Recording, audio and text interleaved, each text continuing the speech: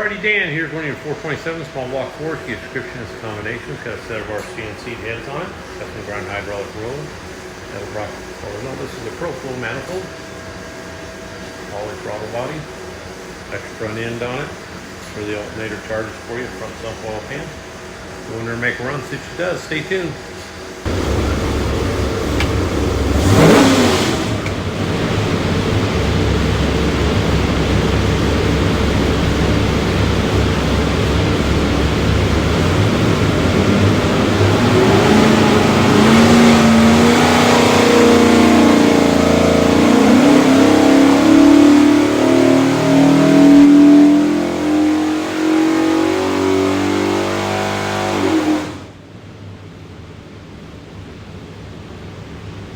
Alrighty, 3,400, 512 foot-pounds of torque, peak torque 535, peak horsepower 525, so rated 520, so it's got a front end on it, so it runs good.